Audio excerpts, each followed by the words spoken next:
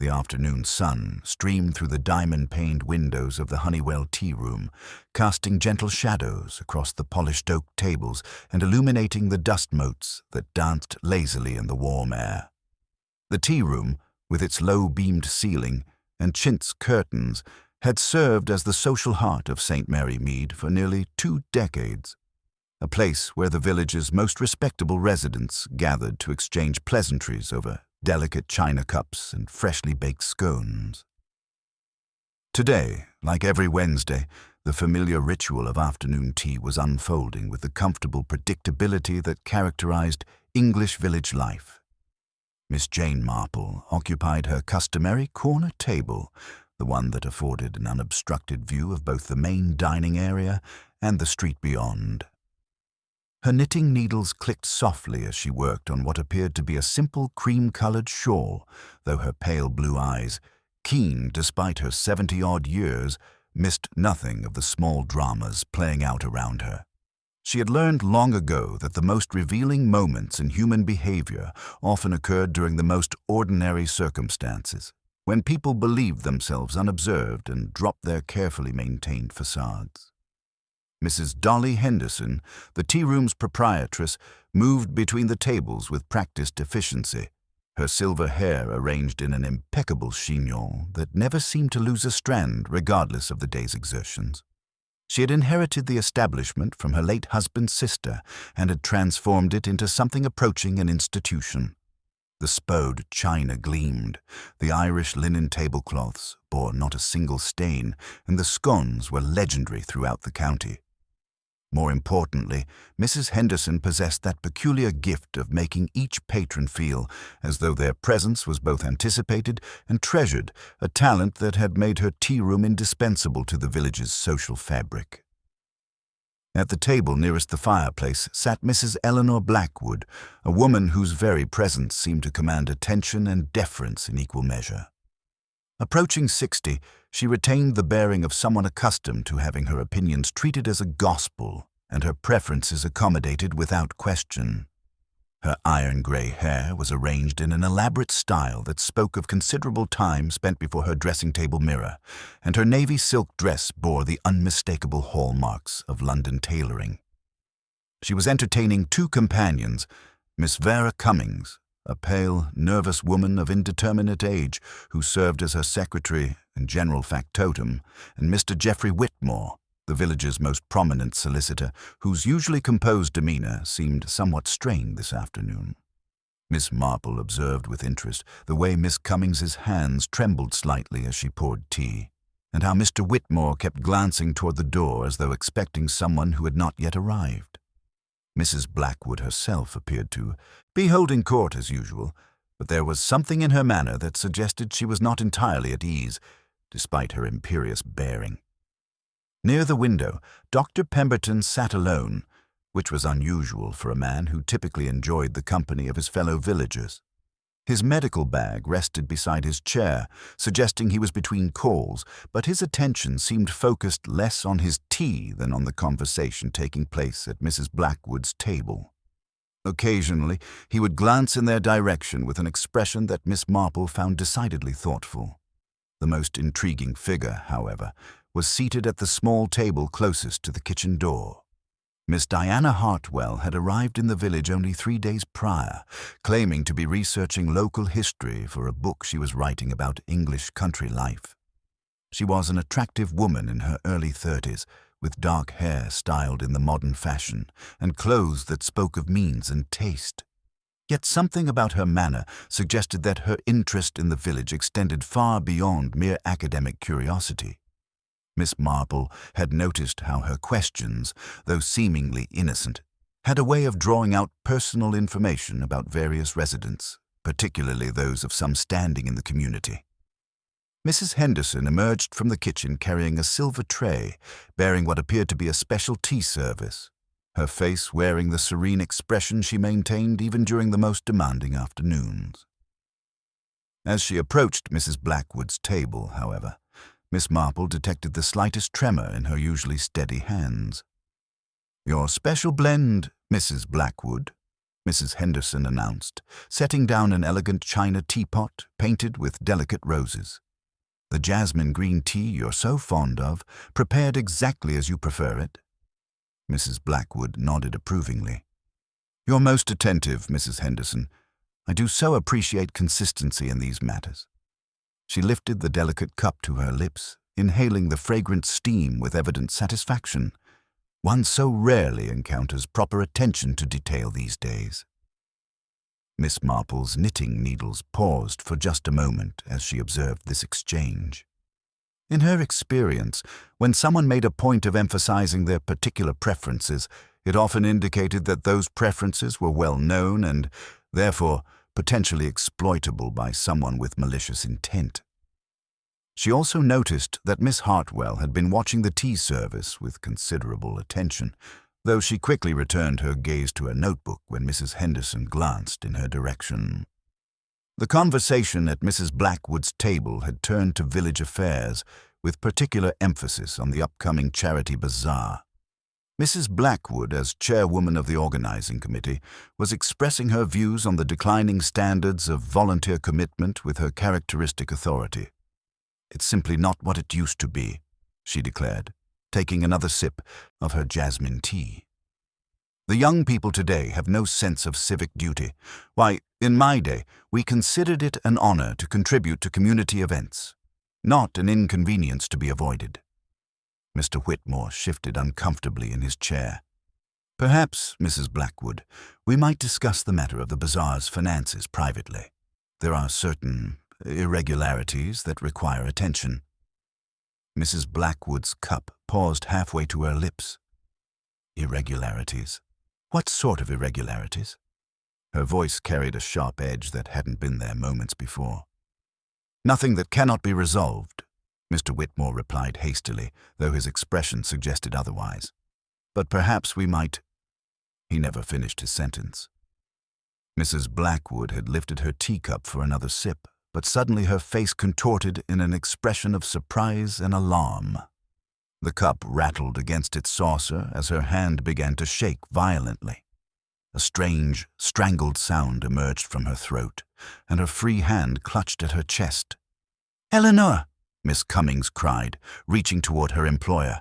"What's wrong?" Mrs. Blackwood tried to speak, but only a harsh, rasping sound emerged. Her face, normally a healthy pink, began to take on an alarming grayish pallor. The teacup fell from her grasp, shattering against the floor and sending jasmine-scented tea splashing across the polished boards. Her breathing became labored, then ceased altogether as she slumped forward in her chair with a finality that left no doubt about her condition. The tea room erupted in shocked exclamations and the scraping of chairs as patrons rose to their feet. Dr. Pemberton was at her side within moments, his professional training overriding the general paralysis that had gripped the other witnesses.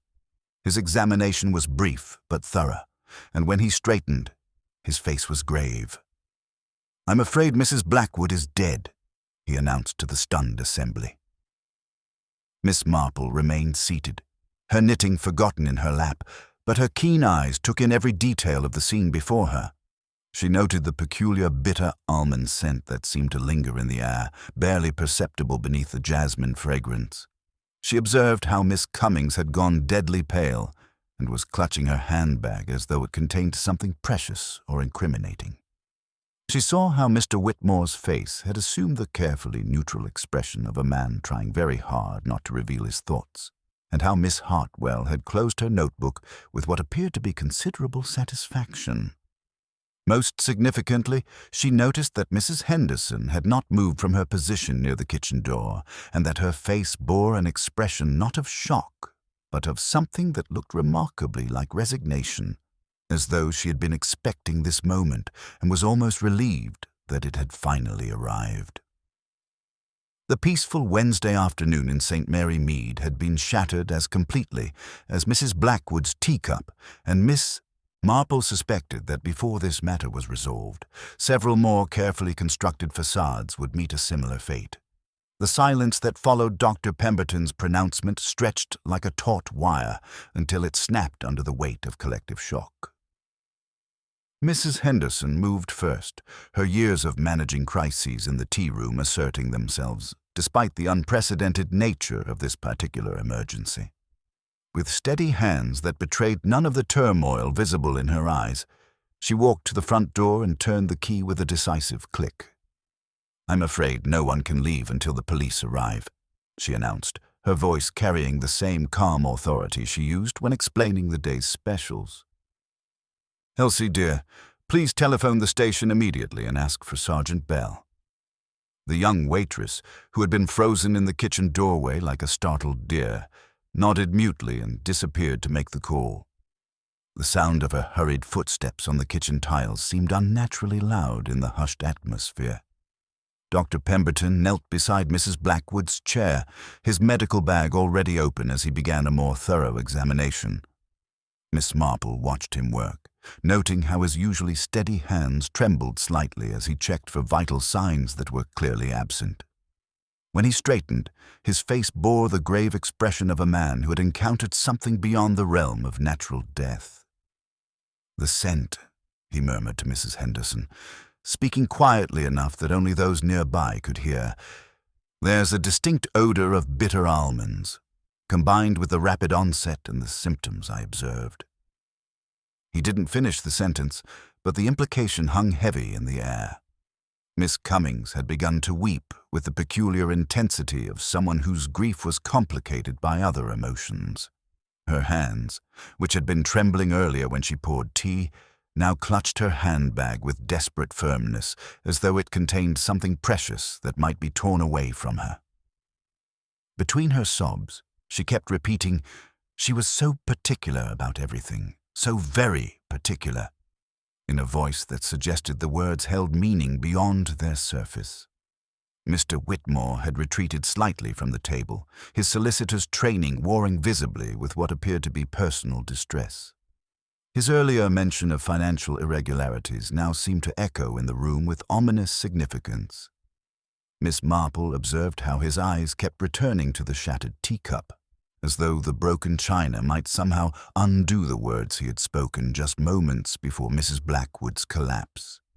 Miss Hartwell had moved to a table farther from the scene, claiming sensitivity to such distressing sights, yet Miss Marple noticed that her new position afforded an excellent view of everyone present. Her notebook lay open before her, and though she held her pen as if making random notes, there was nothing random about the way her eyes tracked each conversation and gesture in the room. When Sergeant Bell arrived with Constable Matthews, the tea room's transformation from social gathering place to crime scene became official. Bell, a methodical man who had served St. Mary Mead for over a decade, took in the situation with practiced efficiency. After a brief consultation with Dr. Pemberton, he addressed the assembled patrons with the gravity the situation demanded. "Ladies and gentlemen, I'm afraid we must treat this as a suspicious death. No one is to leave the premises until we've taken preliminary statements from everyone present." His gaze swept the room, taking note of each face and its expression. "Dr. Pemberton has indicated that Mrs. Blackwood may have been poisoned." The word "poisoned" sent a visible shudder through the gathering. It transformed what might have been a tragic but natural death into something deliberately malicious, something that meant one of their number was not merely a witness but a perpetrator.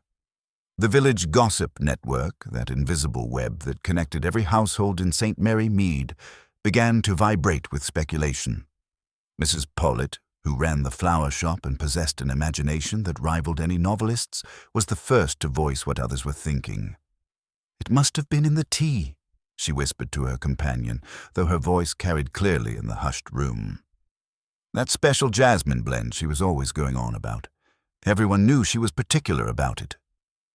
This observation sparked a flurry of murmured conversations as the implications became clear. If the poison had been in Mrs. Blackwood's special tea preparation, it suggested someone with intimate knowledge of her habits had deliberately targeted her. The random tragedy had become a calculated murder. Miss Marple continued her knitting, the gentle clicking of her needles providing a counterpoint to the increasingly agitated discussions around her. She had noted several details that the others seemed to have overlooked in their shock. The way Mrs. Henderson's hands, despite their steadiness, bore the faint marks of recent burns from handling hot vessels. The peculiar bulge in Miss Cummings's handbag that suggested something square and heavy nestled within. The fact that Miss Hartwell had been seated near the kitchen door throughout the afternoon, perfectly positioned to observe the comings and goings of staff members. Most significantly, she had observed the precise moment when Mrs. Blackwood had lifted her teacup for that final, fatal sip. There had been something in the woman's expression, a fleeting look of surprise that had preceded the more obvious symptoms of distress. It suggested that the taste had been unexpected, that whatever had been added to her beloved jasmine tea had altered its familiar flavor. As Sergeant Bell began his preliminary interviews, starting with Mrs. Henderson as the person who had prepared and served the fatal beverage, Miss Marple settled deeper into her corner chair. The afternoon sun was beginning to slant lower through the diamond-paned windows, casting longer shadows across the scene of what was now, undoubtedly, murder. She suspected that before those shadows disappeared entirely, several carefully guarded secrets would be dragged into the harsh light of investigation, and the comfortable facades that governed village life would begin to crumble under the pressure of scrutiny. The peaceful Wednesday afternoon at the Honeywell Tearoom had become something altogether different, and Miss Marple knew that the real mystery was only just beginning to unfold. Sergeant Bell's methodical approach to questioning began with Mrs. Henderson, whom he drew aside to the table nearest the kitchen.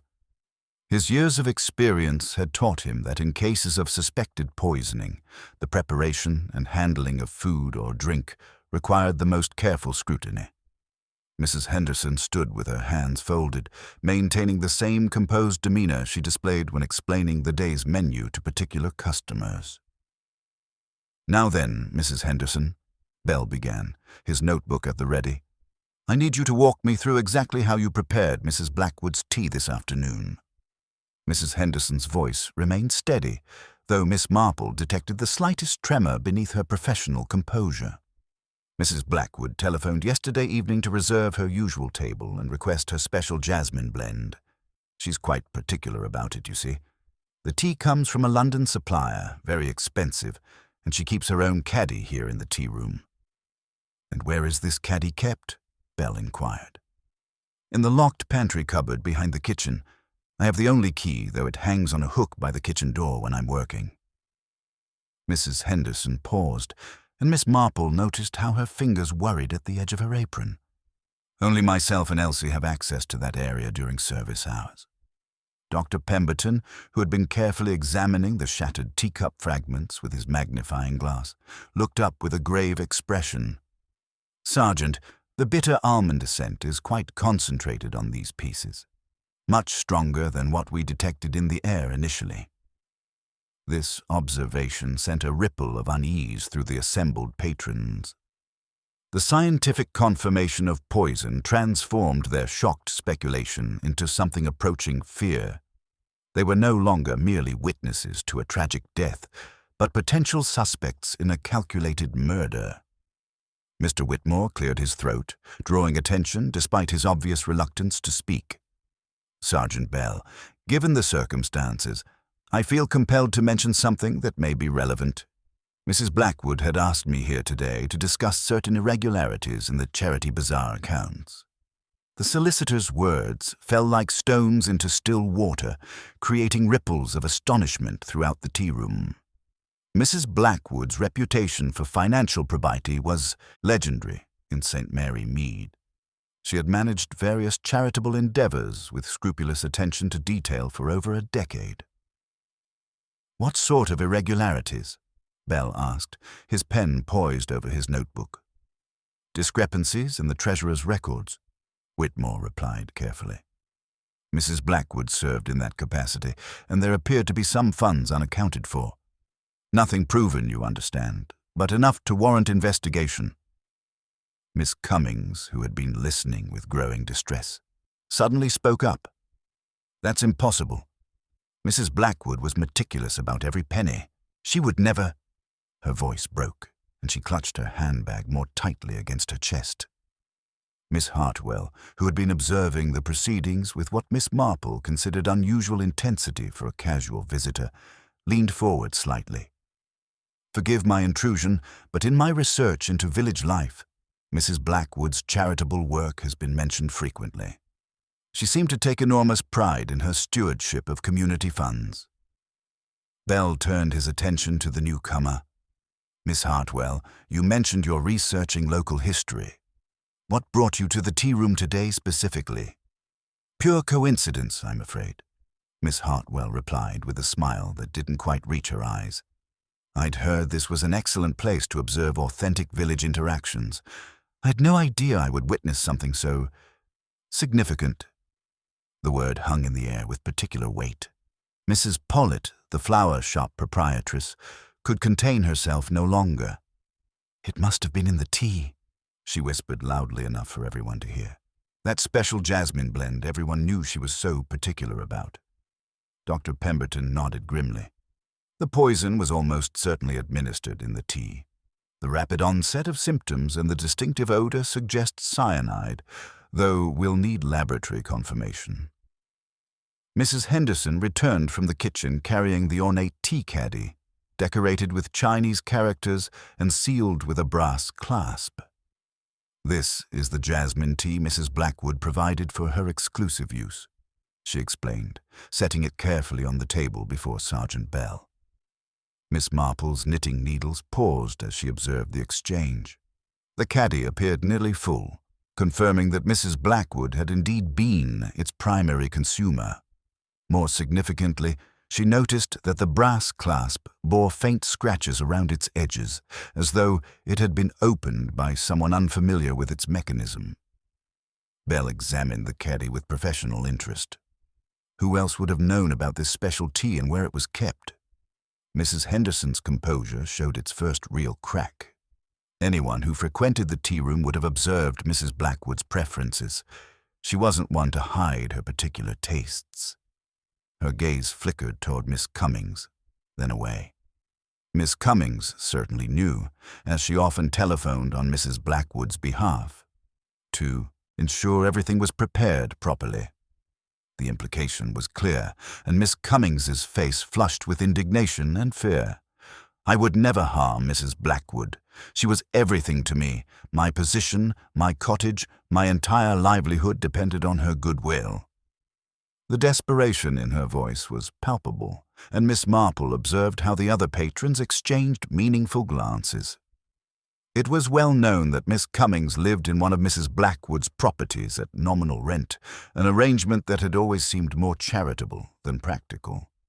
As Sergeant Bell continued his methodical questioning, Miss Marple's sharp eyes catalogued the subtle details others missed. She noticed how Mrs. Henderson's hands, despite their apparent steadiness, bore faint marks that suggested recent contact with hot surfaces. She observed Miss Hartwell's notebook, closed now, but clearly filled with more than casual observations. Most significantly, she noted the way each person in the tea room had begun to regard their neighbors with new wariness. The peaceful Wednesday afternoon had become something altogether more sinister, and Miss Marple suspected that before the shadows lengthened much further, several carefully maintained facades would crumble under the weight of investigation. The real mystery, she reflected as her knitting needles resumed their gentle clicking, was only just beginning to unfold. Sergeant Bell's methodical nature asserted itself as he turned his attention to the tea service itself, crouching beside Mrs. Blackwood's table to examine each element with the careful scrutiny of a man who understood that murder often hid in the smallest details. The rose-painted teapot sat beneath its padded cozy, still half full and radiating the lingering warmth of what had become a deadly brew. Beside it, the matching sugar bowl gleamed innocently, its silver tongs resting across the rim with deceptive normalcy. "Elsie," Belle called to the young waitress, who stood wringing her hands in the kitchen doorway, "I need you to tell me exactly what you brought to this table and when you brought it." Elsie's voice trembled as she stepped forward. "I laid out the special service just after 2 o'clock, sir, like Mrs. Henderson instructed. The cups, the lemon slices from the cold pantry, and the sugar bowl from the sideboard. Mrs. Henderson brewed the jasmine tea herself and carried the pot over when it was ready. She paused, her face growing paler. But later, I had to change the sugar bowl because Mrs. Blackwood said the lumps were getting damp and clumping together. This revelation caused a visible stir among the assembled patrons. Bell straightened, his pen poised over his notebook. "You replaced the sugar bowl during service. When exactly?" "About 3:30, sir." Mrs. Blackwood rang her little bell and complained that the sugar was unsuitable. I took the bowl back to the kitchen and brought a fresh one from the sideboard. Elsie's eyes darted nervously between Bell and Mrs. Henderson. "I didn't think anything strange about it. We always keep several bowls prepared for the afternoon service." Mrs. Henderson maintained her professional composure, though Miss Marple detected a slight tightening around her eyes. "There's nothing unusual in replacing sugar that's become damp," she said evenly. "We pride ourselves on maintaining proper standards." Dr. Pemberton, who had been examining the shattered teacup fragments, looked up with a grave expression. "Sergeant, if the poison was administered in crystalline form, it could easily have been disguised among sugar lumps. A single poisoned lump would have been sufficient, given Mrs. Blackwood's habit of taking exactly 2 with her jasmine tea." Miss Cummings, who had been listening with growing distress, suddenly spoke up. She was so particular about choosing her own lumps with the tongs. She always said I selected them unevenly. Her voice broke slightly. She insisted on doing it herself, every time. The implication was chilling. Anyone familiar with Mrs. Blackwood's precise habits would have known that she would personally select and consume whatever sugar was placed before her. Bell made careful notes as he processed this information, then addressed Elsie again. "When you took the first sugar bowl to the kitchen, who else was present?" Elsie's brow furrowed with concentration. "Only me at first, sir. But Miss Hartwell was just outside the kitchen door, asking about our cake of the day. I told her it was lemon drizzle, and she laughed, saying how very English it all was. I put the damp sugar bowl on the dresser and took the fresh one from the sideboard." All eyes turned toward Miss Hartwell, who received their scrutiny with remarkable composure. "I certainly hope you're not suggesting I tampered with anyone's sugar," she said with a slight smile. "I have no taste for such dramatics, and besides, I take my tea without sweetening." Bell's expression remained neutral. "It's not what one consumes oneself that matters, Miss Hartwell. It's the opportunities one creates or observes." He gestured toward her ever-present notebook. "You seem remarkably interested in documenting everyone's habits and preferences." Before Miss Hartwell could respond, Bell turned his attention to Miss Marple, approaching her corner table with the respectful manner he had learned to adopt with the village's most observant resident. "Miss Marple, you've been present throughout the afternoon. Did you notice anything unusual about Mrs. Blackwood or any of the other patrons?" Miss Marple set down her knitting with unhurried movements, her pale blue eyes thoughtful. Mrs. Blackwood seemed somewhat more animated than usual in her conversation with Mr. Whitmore. There was something about their discussion that appeared to require privacy, yet they were conducting it quite publicly. She paused, smoothing the cream-colored wool in her lap. I also noticed that Miss Cummings seemed unusually nervous today. Her hands were trembling when she poured tea, which is quite unlike her normally steady manner. She glanced toward Miss Hartwell with gentle interest. "And our visitor has been most observant of everyone's habits and conversations. For someone researching general village life, she seems remarkably interested in specific individuals and their personal affairs." Mr. Whitmore, who had been growing increasingly uncomfortable during this exchange, suddenly cleared his throat with the air of a man reaching a difficult decision. "Sergeant Bell, I feel compelled to mention something that may be relevant. Mrs. Blackwood had asked me here today to discuss certain irregularities in the charity bazaar accounts."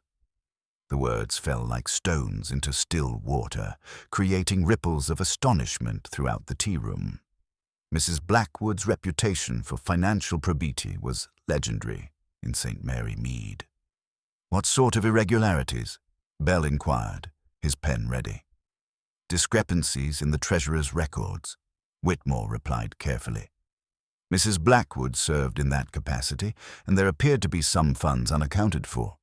She had become quite insistent in recent weeks, even suggesting that someone close to her, someone she had trusted implicitly, might be responsible. Miss Cummings gasped, her face draining of color. "That's impossible. Mrs. Blackwood would never suspect me of such a thing." But even as she protested, her hand moved instinctively to clutch her handbag more tightly against her chest. The atmosphere in the tea room had shifted palpably. What had begun as a tragic but possibly natural death had evolved into something far more sinister. The financial irregularities provided a compelling motive, particularly for someone whose entire livelihood depended on Mrs. Blackwood's continued goodwill and whose access to both the charity funds and the victims' daily routines was extensive. Dr. Pemberton, meanwhile, had continued his examination of the physical evidence. He held up the silver tongs that had been used to handle the sugar, noting how they appeared slightly misaligned, as though they had been bent and then hastily straightened. "These show signs of stress," he observed, "possibly from being used to handle something other than sugar lumps." Miss Marple's knitting needles had fallen silent as she observed the unfolding drama. In her experience, the most obvious suspect was rarely the true culprit, yet the evidence against Miss Cummings was becoming increasingly compelling. The woman had motive, opportunity, and intimate knowledge of her employer's habits, but something about the precise timing of events, the careful preparation required, and the subtle details others had overlooked continued to trouble Miss Marple's analytical mind. As Sergeant Bell prepared to delve deeper into the financial irregularities and Miss Cummings's role in managing them, Miss Marple found herself studying the faces around her with renewed interest. The afternoon sun was slanting lower through the diamond-paned windows, casting longer shadows across what had become a crime scene, and she suspected that before those shadows disappeared entirely, several more carefully maintained secrets would be dragged into the harsh light of investigation. The peaceful Wednesday afternoon at the Honeywell Tearoom had been transformed into something altogether more dangerous, and the real mystery was only beginning to reveal its intricate and deadly design. Sergeant Bell's methodical approach led them into the tea room's kitchen, where the afternoon light filtered through a small window above the sink, illuminating the immaculate workspace that Mrs. Henderson maintained with such pride. The kitchen bore all the hallmarks of professional efficiency. Gleaming copper pans arranged by size, a massive black range radiating steady warmth, and a large dresser where various serving pieces awaited their turn in the dining room. On the dresser's polished surface sat 2 sugar bowls of identical pattern, one containing lumps that had indeed become damp and begun to fuse at the edges, the other bearing only the faintest residue of crystalline dust. "That will be the one I fetched from the sideboard," Elsie explained, pointing to the empty bowl with trembling fingers. "I poured fresh sugar into it before taking it out to Mrs. Blackwood's table." Bell examined both bowls with careful attention, noting how the damp sugar in the first had clumped together in an irregular fashion. Dr. Pemberton joined the examination, his medical training lending scientific precision to their observations. When he lifted the bowl that had contained the replacement sugar, he detected the faintest trace of that distinctive bitter almond scent that had marked Mrs. Blackwood's final moments. The poison was almost certainly introduced here. Dr. Pemberton concluded grimly, cyanide crystals mixed among the sugar lumps would have been virtually undetectable until consumed. Miss Marple, who had drifted into the kitchen with the quiet persistence of someone who simply happened to be going in the same direction, observed the scene with her characteristic gentle attention. Her pale blue eyes noted the brass key hanging on its ribbon hook beside the door, positioned where it would be convenient for staff, but equally accessible to an observant visitor. More significantly, she observed the tea caddy when Mrs. Henderson retrieved it from the locked cupboard, noting the fresh scratches around its brass clasp that suggested recent, perhaps unfamiliar handling.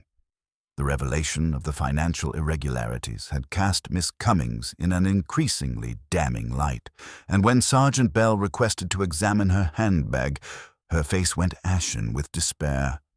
With trembling fingers, she opened the clasp to reveal a small leather-bound ledger, several receipts, and what appeared to be a bank deposit book. "These are the charity bazaar records," she whispered, her voice barely audible above the kitchen's quiet sounds. "Mrs. Blackwood asked me to bring them today for Mr. Whitmore's review." Bell's examination of the ledger revealed a pattern of alterations that spoke to more than simple arithmetic errors.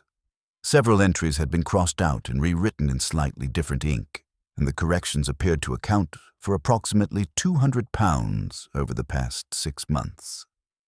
In their small village community, such a sum represented a considerable amount, enough to fund several major charitable initiatives or provide a desperate person with temporary relief from serious financial difficulties. "The corrections appear systematic," Mr. Whitmore observed, with professional gravity as he examined the ledger. Mrs. Blackwood had become quite concerned about these discrepancies and had scheduled a meeting with her bank manager for tomorrow morning. She believed funds earmarked for the orphanage had been diverted. The mention of the orphanage fund sent a visible shudder through the assembled witnesses. Mrs. Blackwood's dedication to the local orphanage was legendary, and any misappropriation of those funds would be seen as a profound betrayal of the most vulnerable members of their community. Miss Cummings's composure finally cracked completely under the weight of accumulating evidence. "I made mistakes with the accounts," she sobbed, tears streaming down her face as she clutched her handbag with desperate intensity. "But I was trying to fix them. Mrs. Blackwood was going to dismiss me, but I would never have killed her for it." Her breakdown was painful to witness, and the case against her seemed to build with damning consistency. She had access to the charity funds, intimate knowledge of Mrs. Blackwood's habits, opportunity to tamper with the sugar during the bowl replacement, and clear motive to prevent her employer from discovering the full extent of the financial irregularities.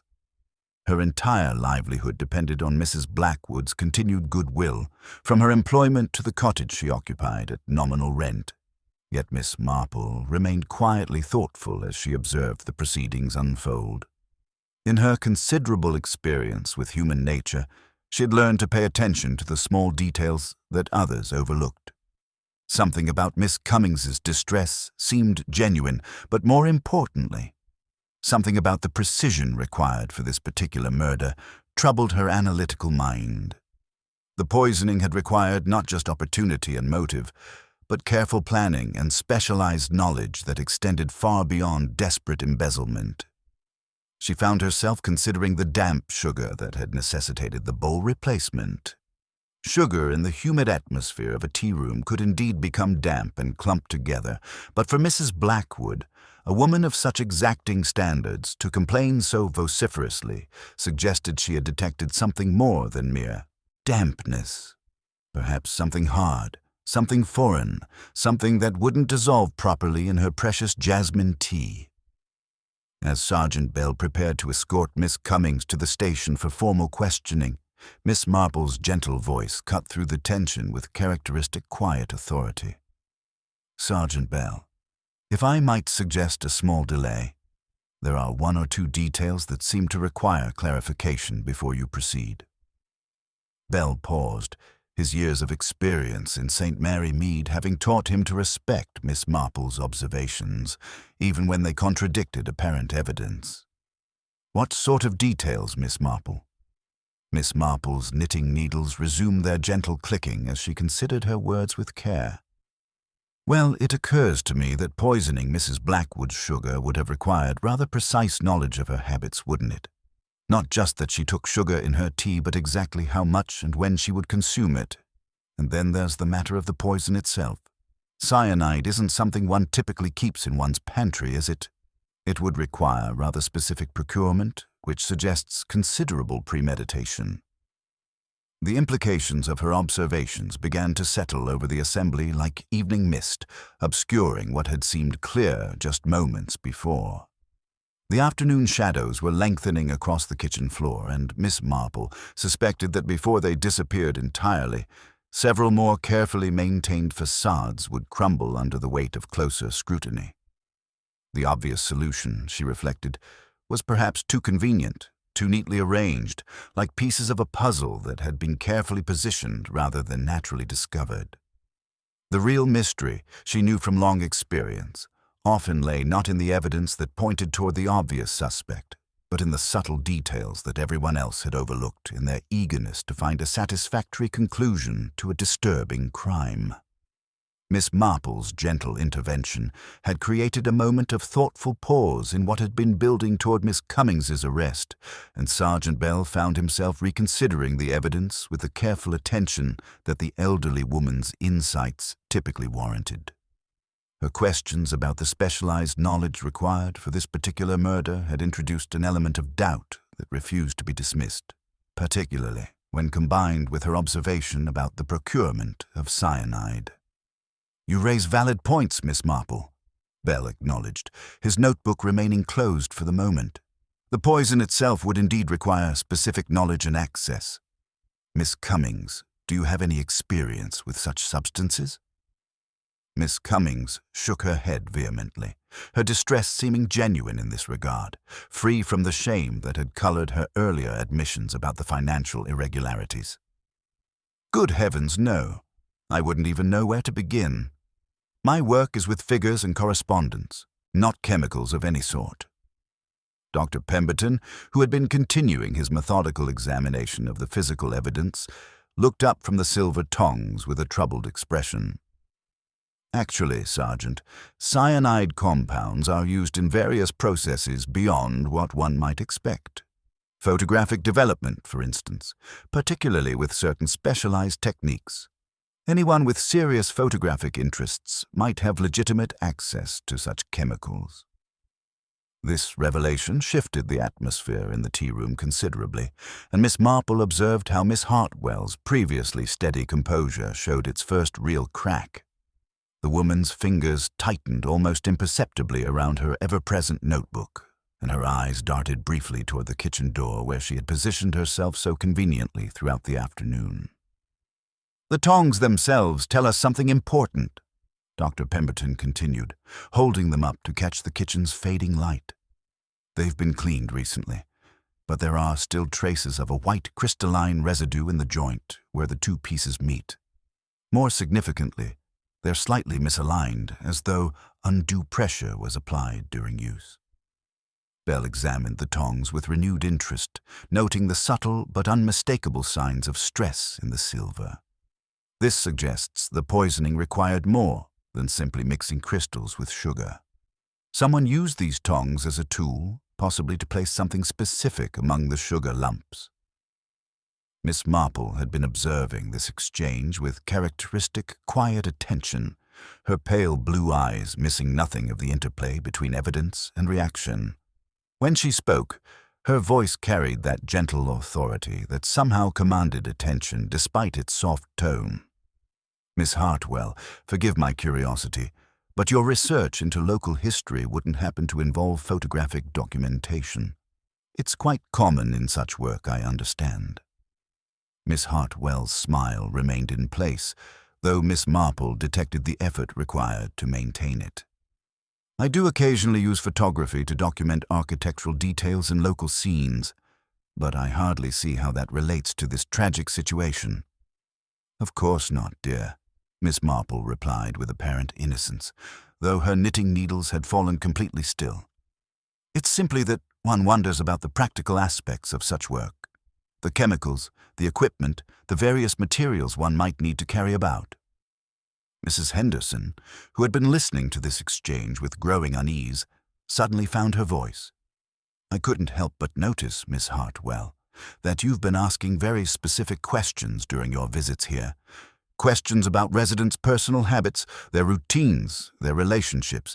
It seemed rather detailed for general historical research." The observation hung in the air with particular weight.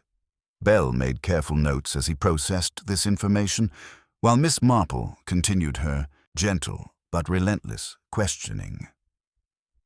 What brought you to St. Mary Mead specifically, Miss Hartwell? There are many charming villages that would serve your research purposes equally well.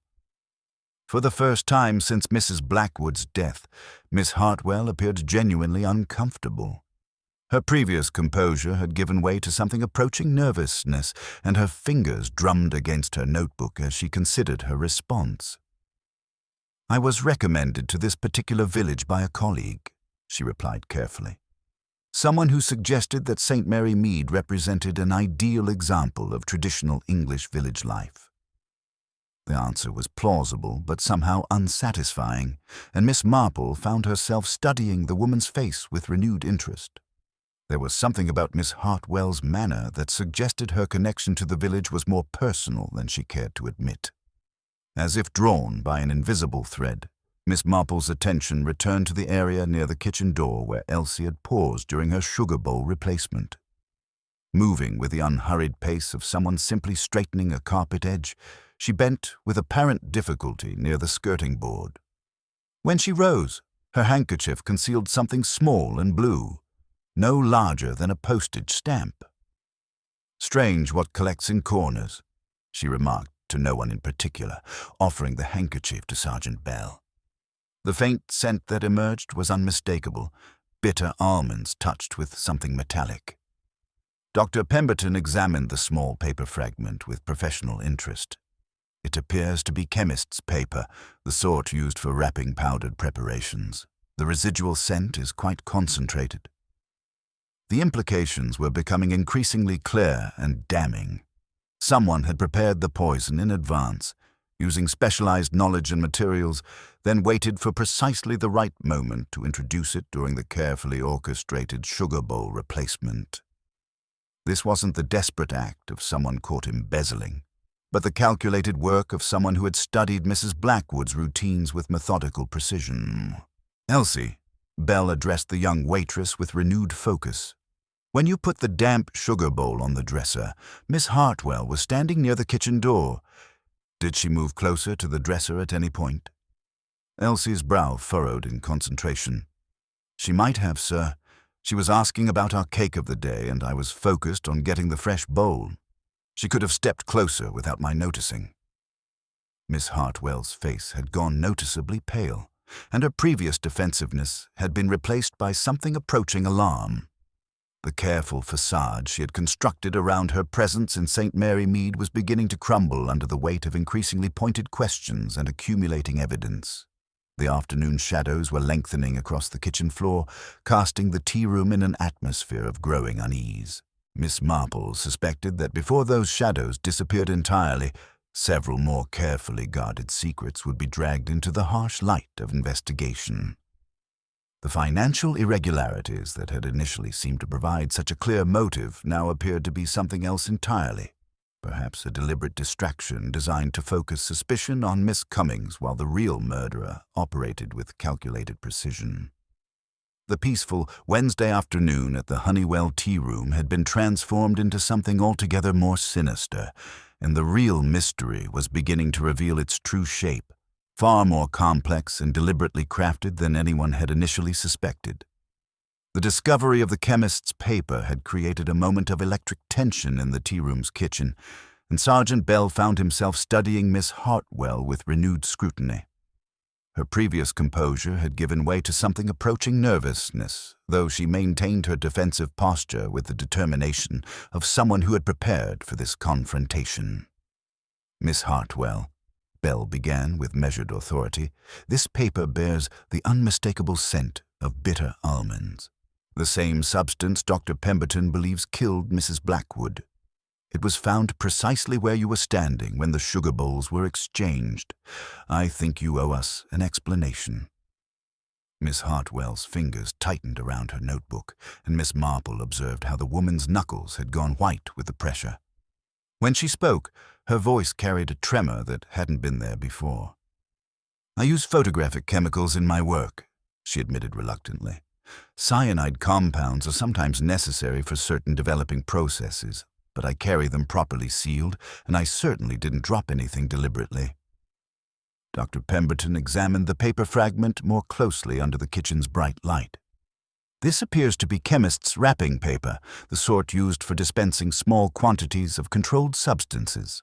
The residue is quite concentrated, suggesting it contained a significant amount of material. Bell made careful notes as he processed this information. We'll need to verify your story, Miss Hartwell. Which chemist supplied these materials, and when did you purchase them? Arkwright's in Market Broughton, she replied after a moment's hesitation. 2 days ago, I have the receipt in my luggage at the inn. The admission sent a ripple of unease through the assembled witnesses. Mrs. Henderson's face had gone pale, while Miss Cummings clutched her handbag with renewed desperation. The timeline aligned perfectly with Miss Hartwell's arrival in St. Mary Mead, suggesting a degree of premeditation that transformed the afternoon's tragedy into something far more calculated. Miss Marple's pale blue eyes had not left Miss Hartwell's face throughout this exchange, and she spoke with characteristic gentleness that somehow made her questions more penetrating than any harsh interrogation. It's curious, dear, how your research into village life has focused so particularly on Mrs. Blackwood's routines and relationships. For someone studying general historical patterns, you seem remarkably interested in one specific resident. Miss Hartwell's composure showed fresh cracks under this gentle but relentless pressure. Mrs. Blackwood was obviously a prominent figure in village society. Her charitable work, her social position, naturally she would be of interest to anyone studying local dynamics. Of course, Miss Marple agreed with apparent innocence, though her knitting needles had fallen completely still. Though I couldn't help noticing that your questions about her seemed rather personal in nature, almost as though you had some prior knowledge of her character and circumstances. The observation hung in the air with particular weight, and Miss Hartwell's face betrayed a flicker of something that might have been recognition or fear. Mrs. Henderson, who had been listening with growing unease, suddenly found her voice. Now that you mention it, Miss Marple, there was something familiar about Miss Hartwell when she first arrived. Something about her manner, perhaps, or the way she held herself. I couldn't place it at the time, but now— Bell leaned forward with professional interest. Are you suggesting you've seen Miss Hartwell before, Mrs. Henderson? Not exactly, Mrs. Henderson replied carefully, but there's something about her that reminds me of someone. Someone from years past, though I can't quite recall who. Miss Hartwell's face had gone noticeably pale, and her previous defensiveness had been replaced by something approaching alarm. The careful facade she had constructed around her presence in St. Mary Mead was beginning to show serious cracks under the weight of increasingly pointed questions. Dr. Pemberton, meanwhile, had been continuing his examination of the physical evidence with methodical precision. He held up the silver tongs that had been used to handle the sugar, noting how they appeared slightly stressed at their joint. These tongs showed definite signs of having been used for something beyond their intended purpose, he observed. The pressure required to create this degree of distortion would be considerable. Someone used them as a tool, possibly to manipulate something small and hard.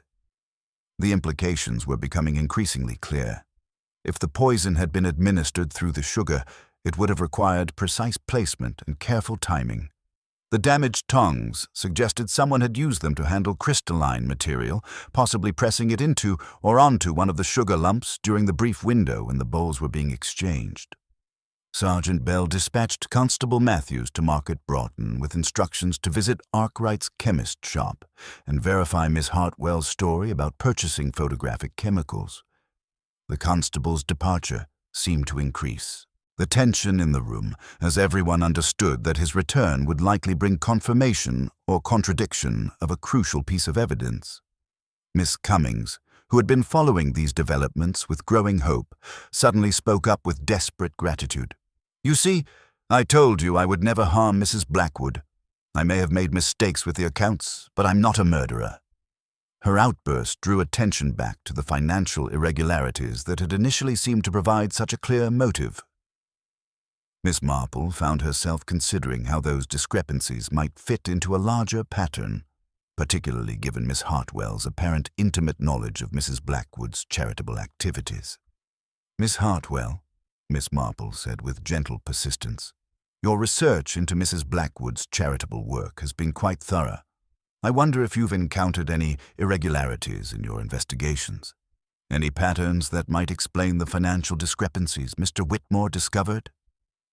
The question seemed to strike Miss Hartwell like a physical blow. Her notebook slipped from her fingers, falling to the kitchen floor with a soft thud that seemed unnaturally loud in the tense atmosphere. When she bent to retrieve it, Miss Marple noticed how her hands shook with more than simple nervousness. "I don't know what you're implying," Miss Hartwell said, though her voice lacked conviction. "My research is purely historical in nature." The afternoon shadows were lengthening across the kitchen floor, casting the tea room in an atmosphere of growing unease. Miss Marple suspected that before those shadows disappeared entirely, several more carefully guarded secrets would be dragged into the harsh light of investigation. The financial irregularities, the specialized knowledge of Mrs. Blackwood's routines, and the convenient presence of photographic chemicals all pointed toward a carefully orchestrated plan. Yet something about the precise timing of events and the subtle details others had overlooked continued to trouble Miss Marple's analytical mind. The obvious solution was perhaps too convenient, too neatly arranged, like pieces of a puzzle that had been carefully positioned rather than naturally discovered. The real mystery, she suspected, lay not just in who had committed the crime, but in why the truth was being so carefully concealed beneath layers of misdirection and half-revealed connections. As they waited for Constable Matthews to return with confirmation from the chemist, Miss Marple found herself studying each face in the room with renewed interest. The peaceful Wednesday afternoon at the Honeywell Tearoom had been transformed into something altogether more sinister, and she knew that the most crucial revelations were yet to come. The sound of approaching footsteps announced Constable Matthews's return from Market Broughton, and the assembled group turned toward the kitchen door with the tense expectation of people awaiting a crucial verdict. Matthews entered with a purposeful stride, his notebook already open as he approached Sergeant Bell. "The chemist confirms the purchase, Sergeant," Matthews reported with professional precision. "Miss Diana Hartwell did indeed buy a small quantity of potassium cyanide 2 days ago, along with photographic papers and developer. She presented proper identification and a photographer's society membership card. Arkwright recalls she asked specific questions about the chemical's interaction with sugar solutions and whether citric acid would affect its potency.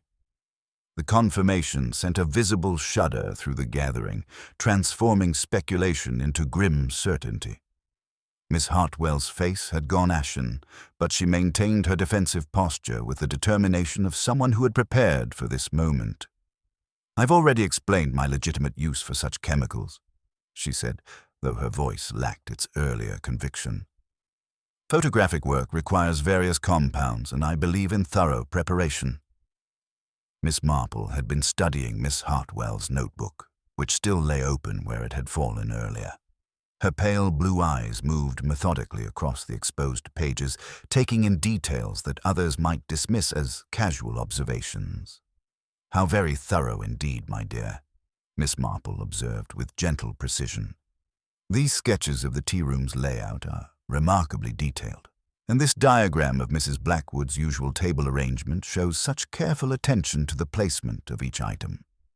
She turned a page delicately. "Here you've noted the exact timing of the afternoon service, and there's a particularly detailed study of how the sugar tongs function, almost as though you were planning something that required precise knowledge of the mechanics involved." Bell examined the notebook with growing interest, noting the methodical documentation that went far beyond casual research. The sketches revealed a level of premeditation that transformed the afternoon's tragedy from an opportunistic crime into something carefully orchestrated over several days. Mrs. Henderson, who had been listening with growing unease, suddenly straightened as recognition dawned in her eyes. "I remember now where I've seen you before, Miss Hartwell. You worked here briefly, about 5 years ago, during our busy summer season. You were let go rather abruptly, weren't you?" The words struck Miss Hartwell like a physical blow. and her carefully maintained composure finally began to crack. "That was different circumstances entirely," she said, but her voice trembled with more than simple nervousness. "You were dismissed for taking money from the charity collection boxes," Mrs. Henderson continued, her memory gathering momentum as the pieces fell into place. "Mrs. Blackwood discovered the thefts herself and insisted on your immediate dismissal. There was quite an unpleasant scene, as I recall." Bell's pen moved rapidly across his notebook as he processed this crucial information. The connection between Miss Hartwell and Mrs. Blackwood suddenly took on an entirely different character, transforming what had appeared to be random targeting into something far more personal and premeditated.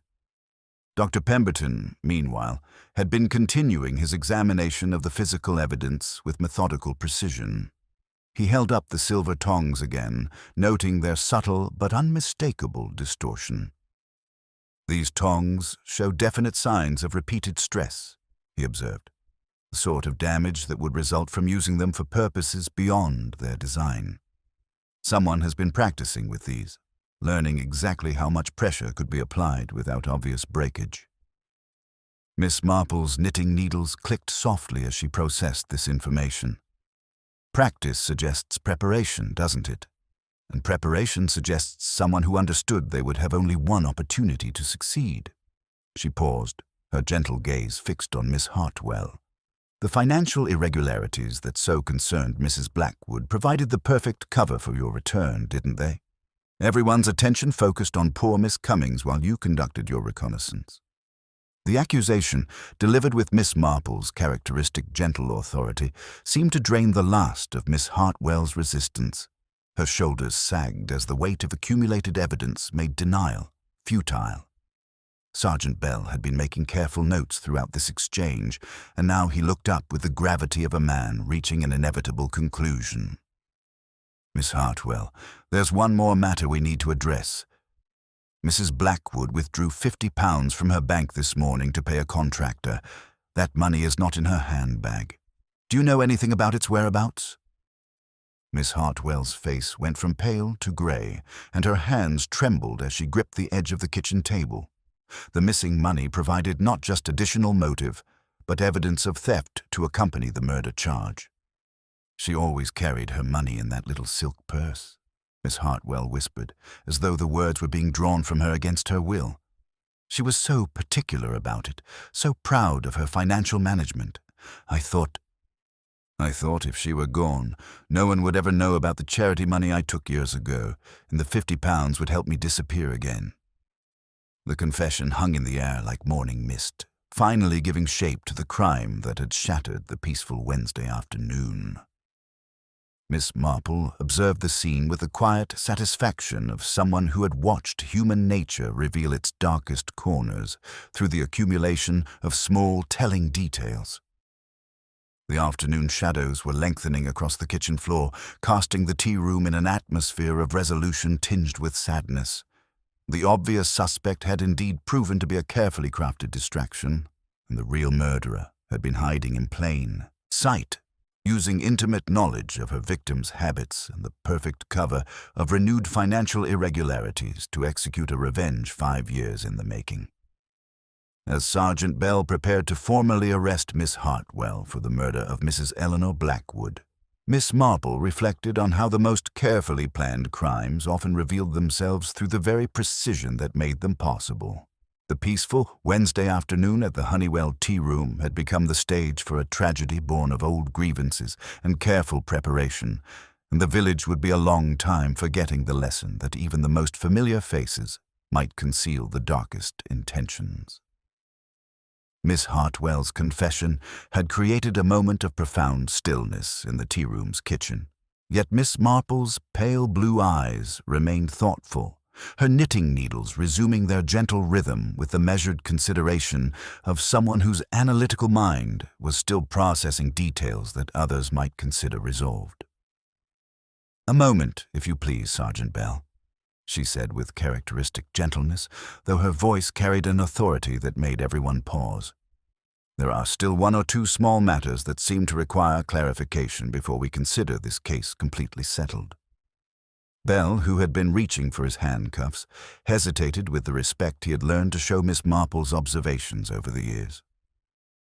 "What sort of matters, Miss Marple?" Before she could respond, a sharp cry from the scullery interrupted the charged atmosphere. Elsie appeared in the doorway, her cheeks flushed and eyes wide, a small silk purse dangling gingerly from her fingertips as though it might prove dangerous to touch. "I found it by the back step, sir," she announced breathlessly. "Down in the drain grate. Caught on the metal bars. I was rinsing the tea strainer and saw something glinting in the afternoon light." Bell took the purse with professional care, recognizing it immediately as the delicate ivory silk embroidered with tiny blue forget-me-nots that Mrs. Blackwood had carried for years. The clasp showed a faint, chalky residue that Dr. Pemberton examined with growing concern. "The same bitter almond scent," he murmured, holding it at a careful distance. "And the silk around the clasp shows slight discoloration, as though something caustic had come into contact with it." Miss Marple leaned closer without touching, her keen eyes taking in every detail. How very interesting. One wonders about the haste required to dispose of evidence so carelessly, yet with enough presence of mind to attempt concealment. It suggests someone who thought themselves pressed for time but familiar enough with the premises to know about the back drainage. The discovery of the purse had shifted the atmosphere considerably, and Miss Hartwell's face showed confusion mixed with growing alarm. "I never touched her purse," she said with desperate honesty. "When would I have had the opportunity? I was seated at my table throughout the afternoon." Miss Marple set down her knitting with unhurried movements, her attention focused on the accumulating evidence with the careful scrutiny of someone examining a particularly complex pattern. "Precisely my concern, dear. Your confession, while dramatic, raises several practical questions that trouble my orderly mind." She rose from her chair with deliberate care, moving to examine the chemist's paper that had been found near the kitchen door. "This paper, for instance. You mentioned purchasing chemicals from Arkwright's in Market Broughton, yet this particular wrapping appears to be from our local Mr. Granby's shop. The blue tint and herringbone texture are quite distinctive, and I've had occasion to notice such details during my own pharmaceutical purchases." Bell examined the fragment more closely, rubbing it between his fingers to test the grain. Mrs. Henderson nodded slowly as recognition dawned in her eyes. "Miss Marple is quite right. Mr. Granby's wrappings are exactly this shade and texture. Arkwright's uses white wax paper with green string for their chemical dispensing." The implication was clear, and Miss Hartwell seized upon it with sudden, almost reckless relief. "You see, that paper couldn't be from my purchase. Someone else in this village obtained cyanide, someone with access to our local chemist." Dr. Pemberton had been continuing his examination of the physical evidence with methodical precision. "The poison could have been obtained some time ago and stored properly. Cyanide compounds keep quite well in dry conditions, though this paper's freshness suggests a recent transaction." Bell dispatched Constable Matthews to visit Mr. Granby's shop and examine the poisons register for any recent sales of potassium cyanide. As they waited for his return, Miss Marple continued her gentle but relentless questioning. "Miss Hartwell, your research into Mrs. Blackwood's habits has been remarkably thorough, yet you've been away from the village for 5 years. How could you predict, for instance, that she would complain about the sugar today at precisely the moment needed for your plan to succeed?" Miss Hartwell's composure showed fresh cracks under this gentle pressure. "I observed her routines during my visits this week. I watched her patterns, learned her preferences." "Of course, dear," Miss Marple replied with apparent acceptance, though her tone suggested otherwise. "But Mrs. Blackwood's complaint about damp sugar was quite specific and immediate. That's not a routine one could anticipate through casual observation." Mrs. Henderson, who had been listening with growing unease, suddenly found her voice. "Miss Marple, there's something I should mention. When Elsie brought the first sugar bowl back to the kitchen, I examined it myself. The sugar hadn't become damp from humidity. Someone had deliberately moistened it, making it clump together in an unnatural way. This revelation sent a ripple of shock through the gathering. If the sugar had been deliberately dampened, it meant someone had orchestrated the entire sequence of events, creating the perfect opportunity for the bowl replacement and subsequent poisoning. The sound of approaching footsteps announced Matthew's return, and he entered with the gravity of someone bearing significant news. "Mr. Granby confirms a sale yesterday afternoon, Sergeant. 5 grams of potassium cyanide purchased by someone presenting proper identification and stating the purpose as wasp nest elimination in a neglected outbuilding." Bell looked up from his notebook with sharp attention. "And the name on the register?" "Geoffrey Whitmore, sir," signed in his own hand, with his solicitor's credentials as verification. The words fell into the kitchen like stones into still water, creating ripples of astonishment that reached every corner of the room. All eyes turned toward Mr. Whitmore, whose face had drained of color as the implications became clear. "I can explain," he began, his voice trembling with more than simple nervousness. "Mrs. Blackwood did ask my assistance with a wasp problem in her gardener's shed.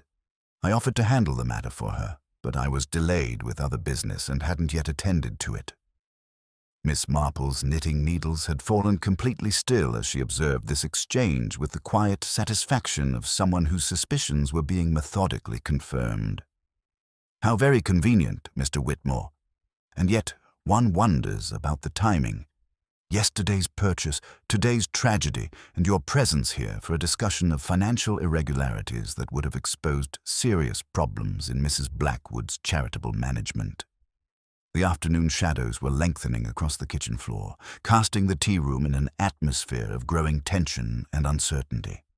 The obvious confession had proven as unreliable as the obvious suspect before it, and Miss Marple suspected that before those shadows disappeared entirely, the carefully constructed facade that had guided this investigation would crumble completely, revealing the true architect of Mrs. Eleanor Blackwood's meticulously planned murder. The peaceful Wednesday afternoon at the Honeywell Tearoom had become the stage for something far more complex than anyone had initially imagined, and the real mystery was only beginning to reveal its intricate and deadly design. The discovery of Mr. Whitmore's name in the poison register had created a moment of electric tension, and Miss Marple observed how his carefully maintained professional composure began to show hairline cracks under the weight of accumulating evidence. His explanation about wasp nests carried the hollow ring of truth stretched too thin, and she noted how his hands trembled as he attempted to maintain his solicitor's dignity. "The timing is rather curious, Mr. Whitmore," Miss Marple observed with gentle persistence, her pale, blue eyes never leaving his face. "A wasp problem requiring immediate attention. Yet you purchased the poison yesterday and plan to address it this evening. Mrs. Blackwood was always so particular about such matters being handled promptly." Dr. Pemberton had been continuing his methodical examination of the physical evidence, and he held up the silver tongs with renewed interest. "These show more than simple stress from normal use. The distortion pattern suggests they were used to compress something hard into something softer. If one were attempting to embed crystalline poison into a preformed sugar lump, it would require considerable force." The implication sent a visible shudder through the gathering. Bell examined the tongs more closely, noting how the silver had been bent and then carefully straightened, as though someone had practiced the technique to ensure success when the moment arrived. Mrs. Henderson, who had been following these revelations with growing unease, suddenly found her voice. "Mr. Whitmore, you mentioned financial irregularities in the charity accounts. But Mrs. Blackwood told me yesterday that she had discovered something far more serious than simple bookkeeping errors. She believed someone had been systematically diverting funds from the orphanage charity for years." The words fell like stones into still water, and Whitmore's face went ashen. The orphanage fund was Mrs. Blackwood's most cherished charitable endeavor, and any theft from those vulnerable children would be seen as the most heinous betrayal of trust. Miss Marple set down her knitting with deliberate care, her attention focused on the accumulating evidence with the methodical precision of someone examining a particularly complex pattern. The systematic nature of such theft would require someone with intimate knowledge of the charity's operations, wouldn't it? Someone trusted enough to handle financial matters without scrutiny, yet clever enough to conceal their activities over years. She rose from her chair with unhurried movements, approaching the table where the evidence lay scattered like pieces of a deadly puzzle. More significantly, it would explain why someone felt compelled to take such desperate measures today. Mrs. Blackwood's meeting with her bank manager tomorrow would have exposed not just recent discrepancies, but the entire pattern of embezzlement. Whitmore's professional facade finally began to crumble under the weight of inexorable logic. The irregularities were real, he admitted reluctantly, his voice barely above a whisper. But I was trying to protect the charity's reputation. A few temporary borrowings that I fully intended to replace. Borrowings that totaled how much over the years, Mr. Whitmore? Bell inquired with professional gravity. And from funds intended for orphaned children. The solicitor's shoulders sagged as the full scope of his crimes became clear. Miss Marple observed his collapse with the gentle pity of someone who had seen human weakness reveal itself in its most desperate forms. Miss Hartwell's return to the village provided you with the perfect scapegoat, didn't it? Miss Marple continued with characteristic insight. Her previous dismissal for theft, her photographic chemicals, her obvious interest in Mrs. Blackwood's affairs. You counted on our focusing suspicion on her while you executed your carefully planned murder. The accusation struck home with visible force, and Miss Hartwell looked at Whitmore with dawning comprehension of how thoroughly she had been manipulated. Her presence hadn't been coincidental to the crime, but essential to its concealment. Dr. Pemberton had retrieved the silk purse from where Bell had set it, examining the residue around its clasp with scientific precision. The poison traces on this purse are quite concentrated, suggesting direct contact with crystalline cyanide. Someone handled both the poison and the purse with contaminated fingers. Miss Marple nodded with quiet satisfaction. The purse's placement in the drain wasn't careless disposal, was it, Mr. Whitmore? You intended for it to be found, perhaps by someone who might connect it to Miss Hartwell's presence near the kitchen. Another layer of misdirection in your carefully constructed plan. The afternoon shadows were lengthening across the kitchen floor, casting the tea room in an atmosphere of approaching resolution. Miss Marple could see that Whitmore's defenses were crumbling, but she knew that one final demonstration was required to complete the case with the psychological precision that Agatha Christie's methods demanded. Sergeant Bell, she said with gentle authority, if you would indulge me in a small experiment. Nothing dramatic, merely a demonstration of how guilty knowledge reveals itself through unconscious action. She moved to the tea room's main dining area, where the afternoon service remained frozen in time like a tableau of interrupted normalcy. The rose-painted teapot sat beneath its cozy. The sugar bowls gleamed innocently, and the silver tongs lay where Dr. Pemberton had placed them. Mr. Whitmore, would you kindly take your seat as it was this afternoon? Everyone else, please position yourselves exactly as you were when Mrs. Blackwood rang her bell to complain about the damp sugar. When they had arranged themselves, Miss Marple lifted Mrs. Blackwood's small silver bell with deliberate ceremony. Now, I shall ring this bell, just as Mrs. Blackwood did. Elsie will begin to move toward the kitchen as she did then, and we shall observe whose hands know instinctively where to go. The bell's clear note floated into the charged silence, and in the instant that followed, Miss Marple watched with the keen attention of someone who understood that guilt reveals itself not in grand gestures, but in the smallest, most unconscious movements. Whitmore's right hand moved without conscious thought toward the silver tongs. Not toward the bell or the teapot, but directly to the instrument he had used to embed poison into Mrs. Blackwood's carefully selected sugar lumps. His fingers closed around them with the familiarity of recent, repeated practice. "Thank you, Mr. Whitmore," Miss Marple said with quiet finality. "That will do perfectly." The demonstration had provided the psychological proof that completed the case with devastating precision. Whitmore stared at his own hand as though it had betrayed him, which in a sense it had, revealing the muscle memory of murder that no amount of careful planning could entirely conceal. Sergeant Bell stepped forward with professional gravity, his handcuffs ready.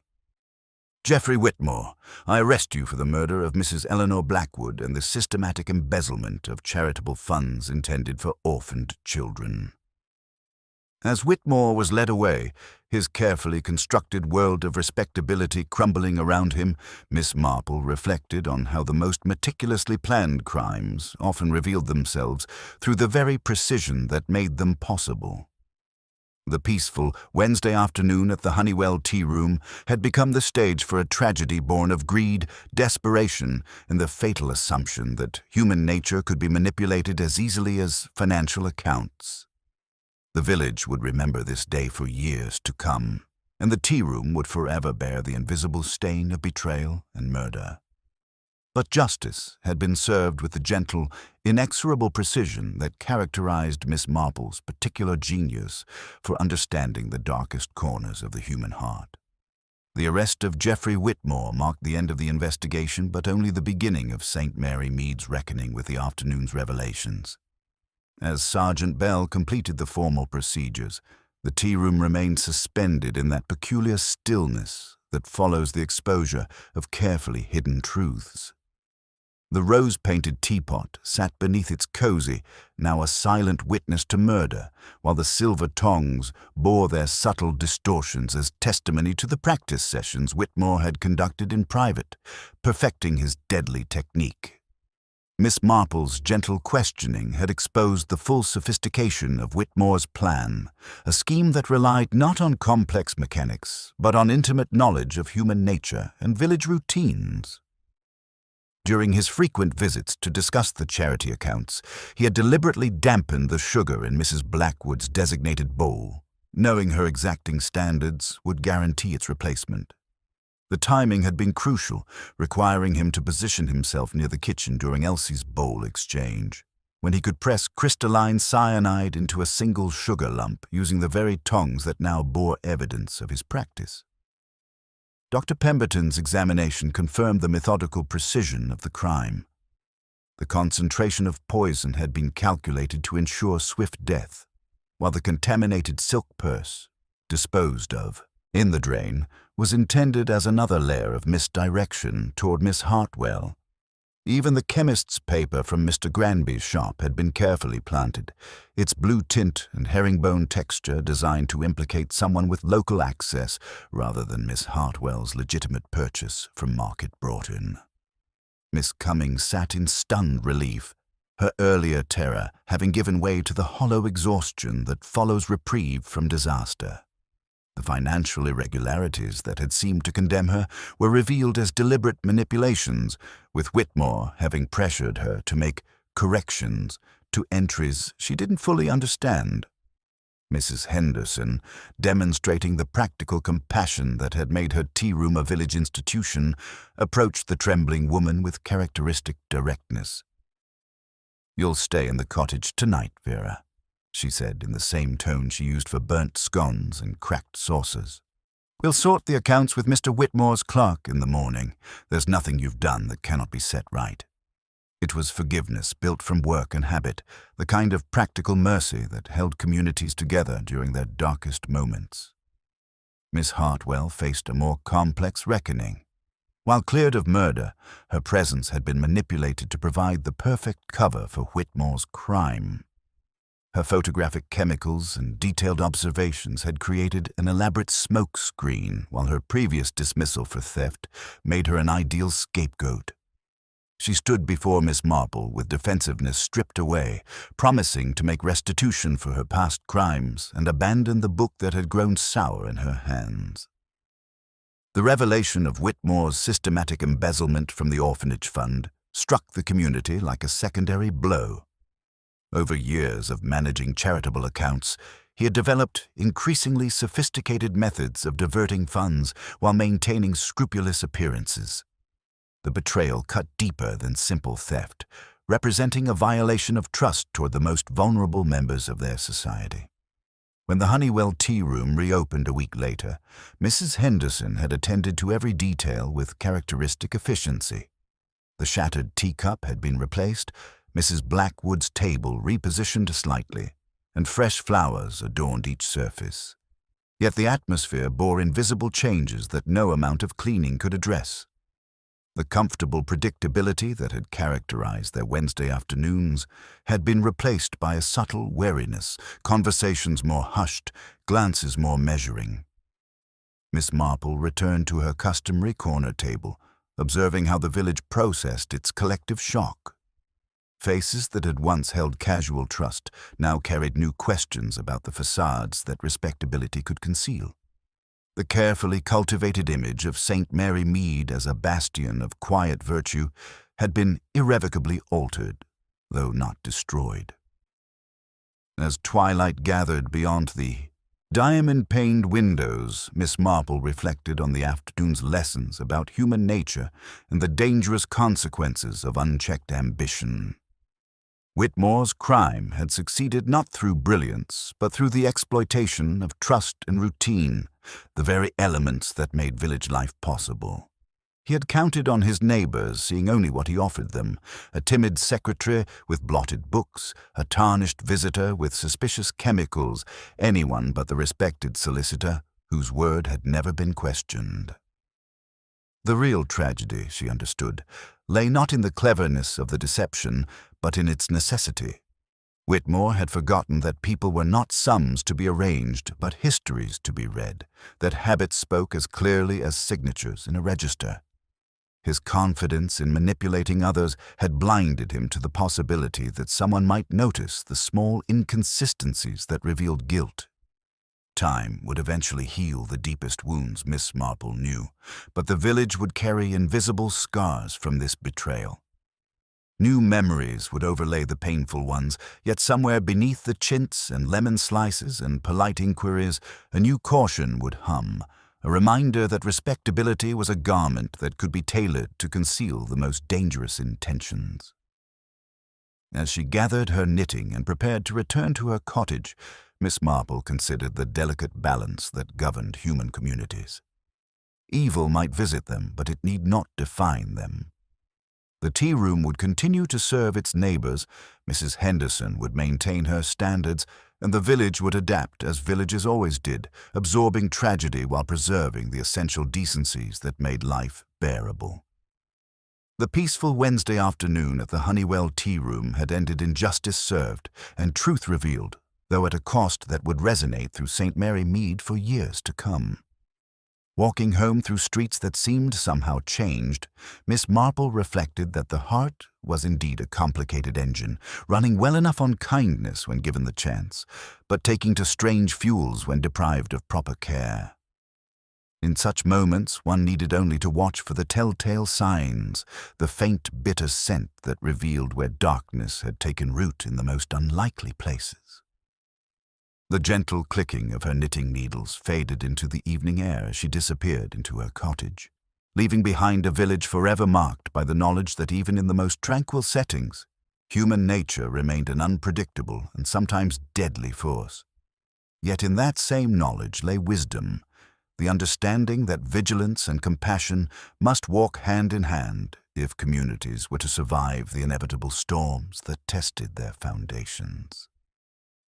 Evening settled over St. Mary Mead with the soft inevitability of a well-worn habit, though the village now regarded such familiar rhythms with a new and cautious gratitude. Miss Marple's cottage glowed warmly. In the gathering dusk, a refuge of lamplight and order after the tea-room's tumult. She set her teapot by the fire and resumed her knitting, the familiar clicking of needles providing a counterpoint to her thoughts as the day's complex pattern finished arranging itself in her analytical mind. A gentle knock brought Sergeant Bell, hat in hand, his expression softer than duty usually allowed. He accepted tea with quiet thanks and settled into the armchair that generations of visiting officials had come to think of as theirs, his notebook open but no longer urgently consulted. "We have Whitmore's full confession," he began, his voice carrying the weight of a case finally resolved. He admits to dampening the first sugar bowl earlier in the afternoon with lemon water from the tea service, knowing Mrs. Blackwood's exacting standards would guarantee its replacement. The timing required precise calculation, positioning himself near the kitchen during Elsie's bowl exchange when he could embed the cyanide crystals using those silver tongs. Miss Marple nodded thoughtfully. And the systematic nature of the embezzlement?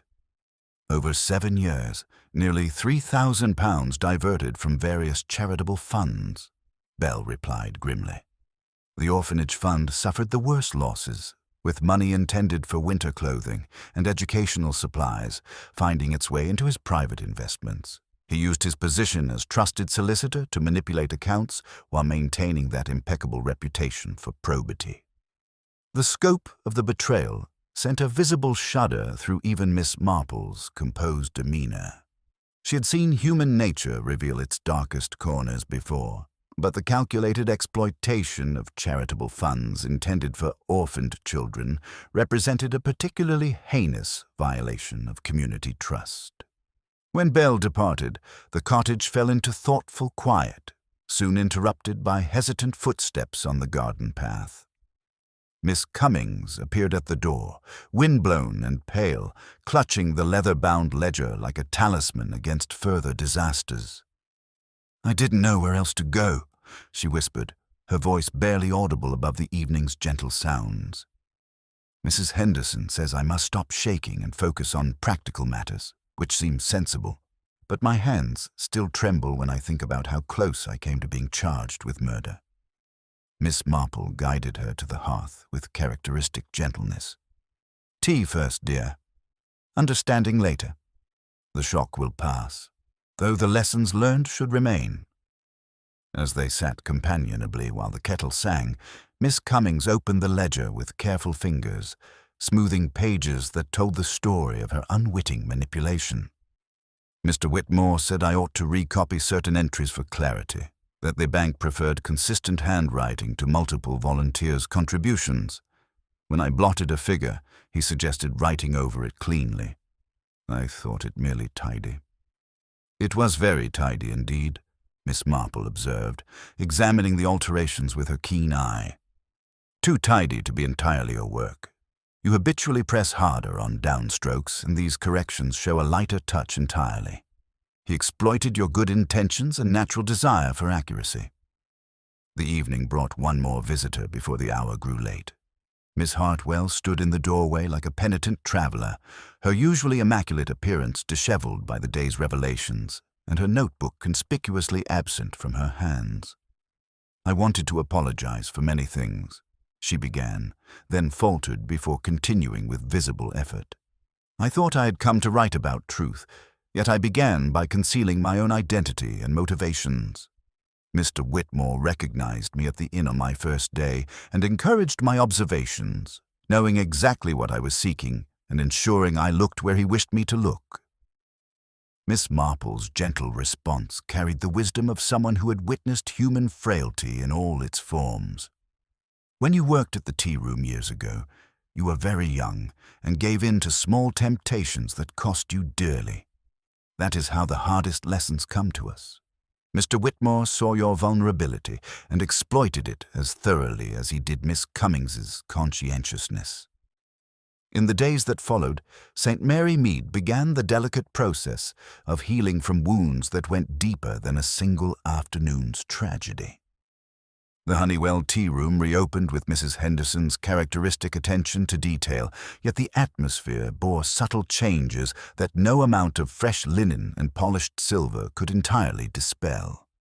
Conversations carried new undertones of wariness, and glances held the measuring quality of people who had learned not to take appearances at face value. The legal proceedings unfolded with methodical precision that would have satisfied even Mrs. Blackwood's exacting standards. Whitmore's systematic embezzlement was revealed in all its calculated sophistication, showing how he had used his position to manipulate charitable accounts while maintaining an impeccable facade of respectability. The financial restoration required delicate coordination with creditors and the liquidation of his assets, but the community's response revealed the essential generosity that characterized St. Mary Mead at its best. Miss Cummings emerged from her ordeal with a dignity that surprised those who had known her longest. Mrs. Henderson's practical compassion manifested in an offer of permanent employment as assistant manager, providing both livelihood and the respect that comes from honest work. The nervous tremor that had marked her hands during those terrible hours gradually faded, replaced by a newfound confidence born of surviving her worst fears. Dr. Pemberton found himself reflecting on how easily scientific knowledge could be perverted to deadly purpose, the bitter almond scent of cyanide forever associated in his memory with the afternoon when respectability revealed its most dangerous face. He took to carrying additional antidotes in his medical bag, a precaution that spoke to his awareness of how quickly trust could transform into vulnerability. As winter deepened over St. Mary Mead, Miss Marple returned to her customary corner table at the Honeywell Tearoom, observing how the village processed its collective trauma. The crime had succeeded not through brilliance, but through exploitation of trust and routine, the very elements that made village life possible. Whitmore had counted on his neighbors, seeing only what he offered them: familiar faces, respected positions, the comfortable assumptions that allowed communities to function without constant suspicion. His fatal error lay in believing that people were merely sums to be arranged, rather than histories to be read, that habits spoke less clearly than credentials in a leather portfolio. The psychological dimension continued to fascinate her analytical mind, revealing how moral compromise progressed through stages, each smaller betrayal making the next more acceptable until the unthinkable became inevitable. The village's response to crisis had revealed both vulnerabilities and strengths. The initial eagerness to suspect Miss Cummings based on obvious evidence showed how quickly fear could overcome fairness, yet the community's ultimate rallying to support affected charities demonstrated the resilience that enabled small societies to survive their darkest moments. As twilight gathered beyond the diamond-paned windows, casting familiar shadows across tables where neighbors gathered to share the day's small dramas, Miss Marple reflected that the heart remained indeed a complicated engine, running well enough on kindness when given proper care, but taking to strange fuels when deprived of moral nourishment. In such moments, one needed only to watch for the telltale signs, the faint, bitter scent that revealed where darkness had taken root in the most unlikely places. The gentle clicking of her knitting needles provided a counterpoint to the tea room's renewed vitality, a reminder that life continued its essential patterns despite interruptions that tested community bonds. St. Mary Mead had survived its encounter with calculated evil, emerging scarred but stronger, wiser in the ways that mattered most for preserving the decencies that made existence bearable. The peaceful Wednesday afternoon at the Honeywell Tearoom would be remembered not just as a tragedy, but as a testament to the truth that even the most carefully constructed deceptions could not withstand the patient observation of those who understood that human nature, however complex, remained ultimately readable to those willing to look beyond surface appearances. The village would carry this knowledge forward, not as a burden, but as a form of wisdom, understanding that vigilance and compassion must walk hand in hand if communities were to thrive in a world where evil could wear such familiar and trusted faces. The weeks that followed Geoffrey Whitmore's arrest unfolded with the measured deliberation that had always characterized St. Mary Mead, though the village now moved with a more thoughtful cadence, as if the community had learned to read the spaces between familiar words. Winter pressed close around the Honeywell Tearoom, and Mrs. Henderson attended to the seasonal transition with her characteristic efficiency. Yet her movements carried the subtle awareness of someone who had learned to observe beneath the surface of routine interactions. Sergeant Bell's final report detailed the full scope of Whitmore's systematic betrayal with the methodical precision that justice required. The solicitor's confession, once begun, had spilled forth with the weary relief of a man surrendering to inevitabilities he had underestimated for years. Over 7 years, nearly £3,000 had been diverted from various charitable funds, with the orphanage suffering the most grievous losses as money intended for winter clothing and educational supplies found its way into private investments. The legal proceedings unfolded with grim efficiency, Whitmore's carefully constructed life of respectability crumbling under the weight of his own calculated betrayals. His assets, liquidated under court supervision, provided substantial restitution to the affected charities, though the community understood that emotional wounds required longer healing than financial ones. The new solicitor, a young woman from London who approached village affairs with respectful caution and transparent practices, gradually earned tentative trust through her insistence on detailed documentation and multiple oversight signatures for all charitable transactions. Miss Cummings emerged from her ordeal fundamentally transformed, her nervous deference replaced by quiet confidence earned through surviving her worst fears.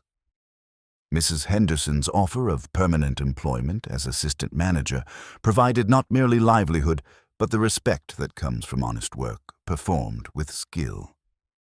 The trembling hands that had once betrayed her anxiety now moved with steady precision as she managed the tea room's accounts, her meticulous nature finally channeled toward its proper purpose rather than manipulated by others' deceptions.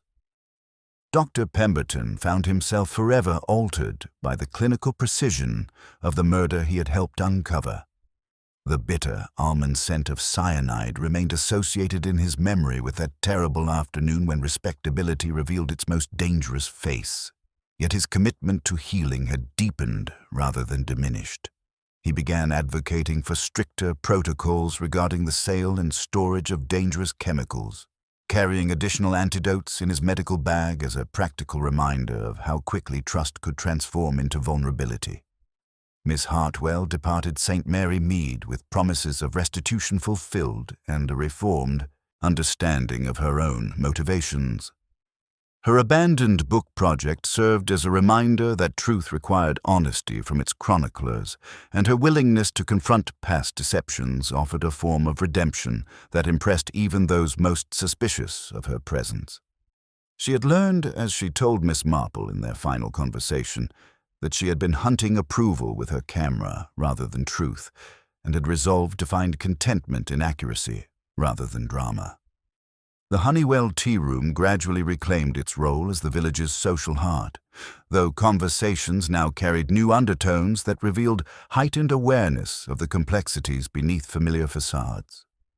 Mrs. Henderson had made subtle changes to the dining room arrangement, positioning Mrs. Blackwood's former table slightly differently and replacing the rose-painted china with fresh spring patterns, as if to allow the space to breathe again while honoring its history. A small memorial fund appeared quietly by the till, marked simply, "For the Orphanage, in memory," accompanied by Mrs. Blackwood's silver bell, polished until it gleamed but never rung again. Villagers contributed without fanfare, their coins representing not just financial support, but a collective commitment to protecting those most vulnerable to exploitation. The gesture embodied the community's determination to transform tragedy into purposeful action. Miss Marple observed how certain objects had acquired new significance through their association with the crime. The silver tongs, bearing their subtle distortions from Whitmore's practice sessions, had been retired from service, replaced by a simpler pair that carried no history of manipulation. The tea caddy with its scratched clasp remained in use, but Mrs. Henderson now kept the key in a locked drawer rather than hanging openly by the kitchen door.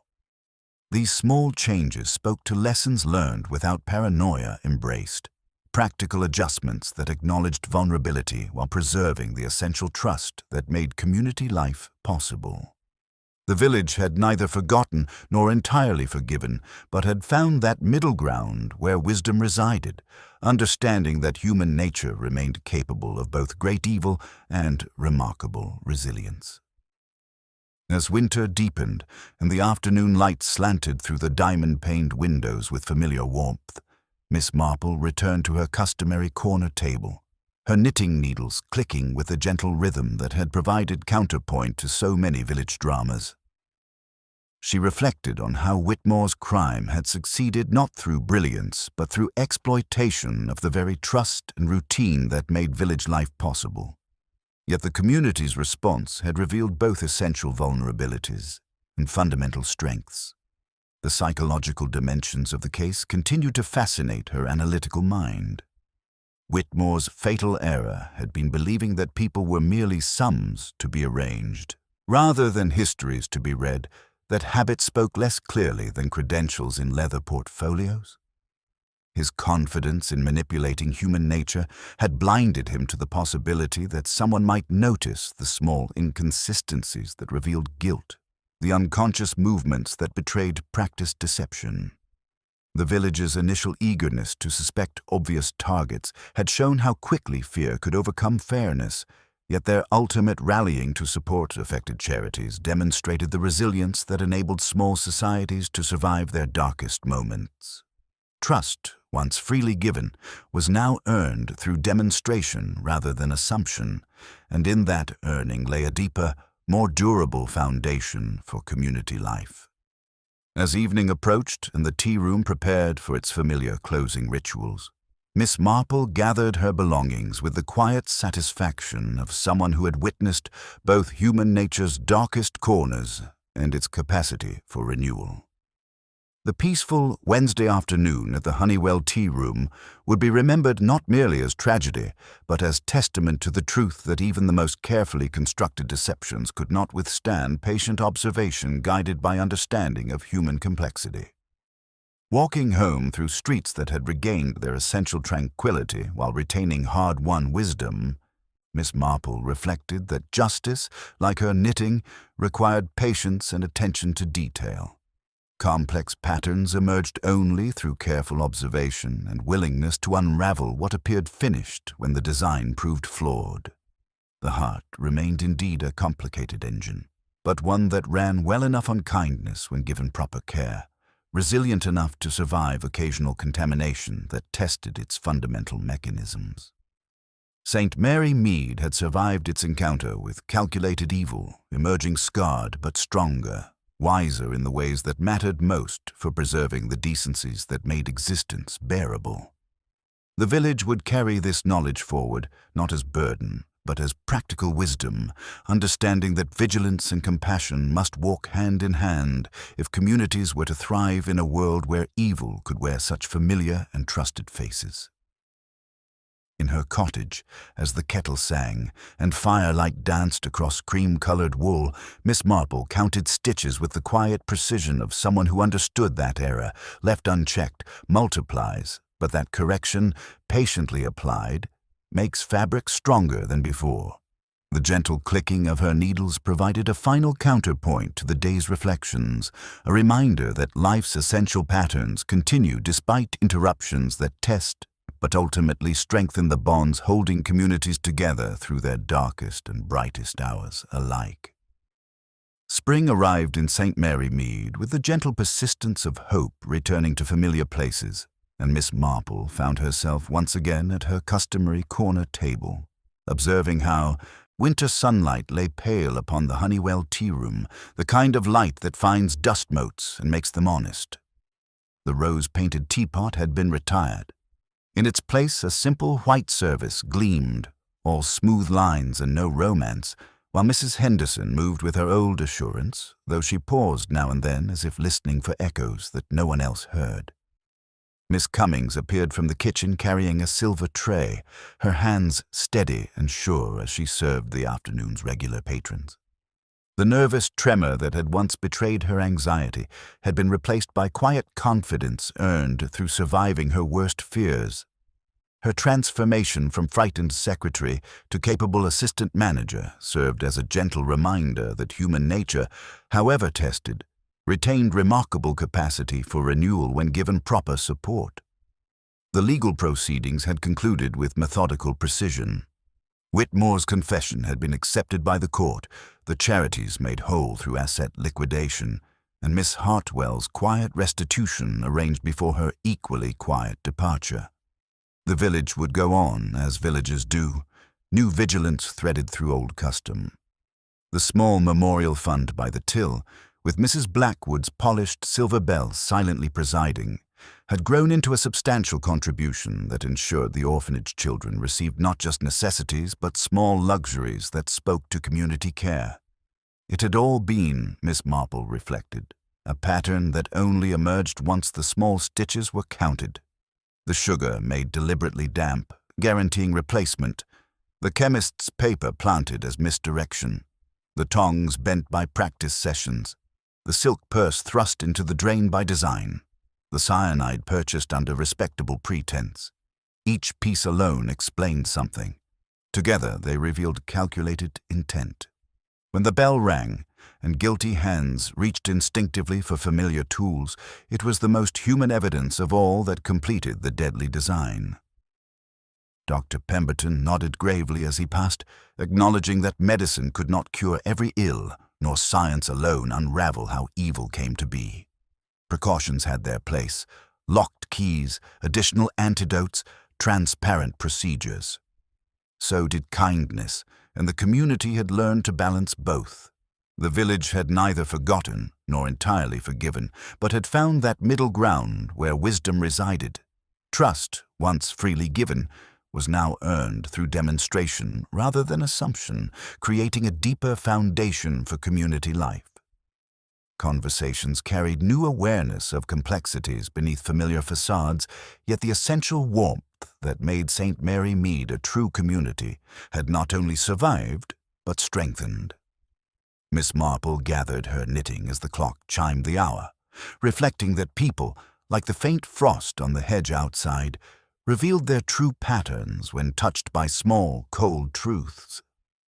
The good was rarely showy, the bad rarely monstrous.